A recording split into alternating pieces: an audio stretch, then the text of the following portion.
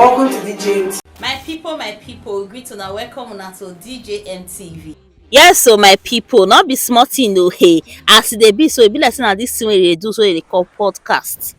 Wey be say people go sit down, they go carry microphone, they go begin dey talk one or two concerning life in general. Be like saying this thing, so this podcast so it go cause a lot of things. Now it be like saying it go scatter Naija finally because the way podcast they go so my people, not be small thing my people, not be small thing. Right now my people, Ned Nwoko wey be senator, wey be the husband of Nollywood actress wey dey call Regina Daniel. This man don grant podcast o himself with him and Shehu for channels.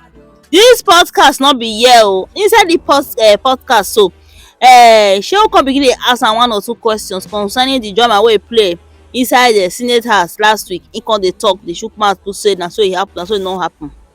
Na him for come still come ask am about him marital life. My people, no be small thing o Ned Nwoko drop for there o.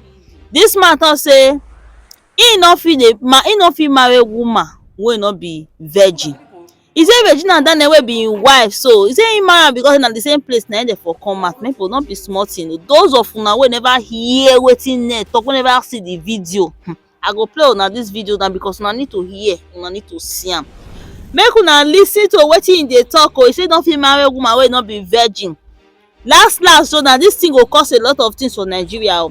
Una dey hear wetin he dey talk, say no fit marry woman wey no be virgin. This statement alone e read a lot of meaning. Wetin this old man dey use virgin take do? Number one, him wife, so wetin he dey try to tell the entire public say she be. My people, make una watch this video, we dey come back, we go come analyse this whole matter as dey hot because this thing e don dey cause another one. Make una watch am, make una share, we dey come. Senators get what they want, what they lobby for. We think he deserves, Nengi deserves what he got. It was more or less a northern senators' issues. It's just the system. It's just the system. Did you get as much as some of the leaders, 500 million? Of course, yes. So you got up to $1 billion? Of course.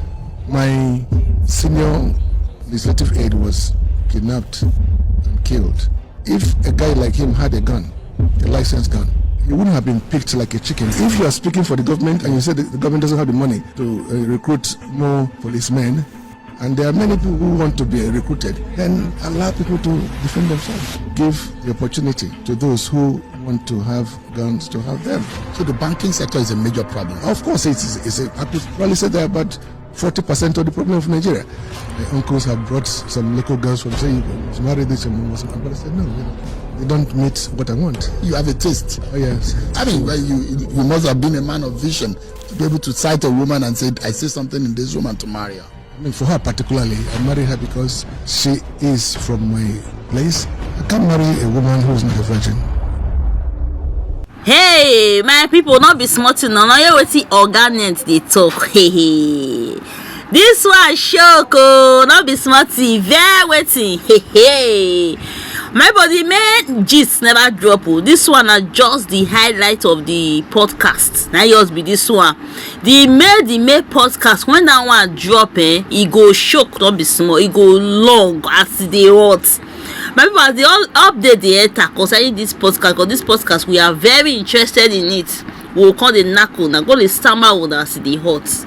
Anyway, people, how una visit this matter? How una see? This one where you say man talk say na V, na be say they carry.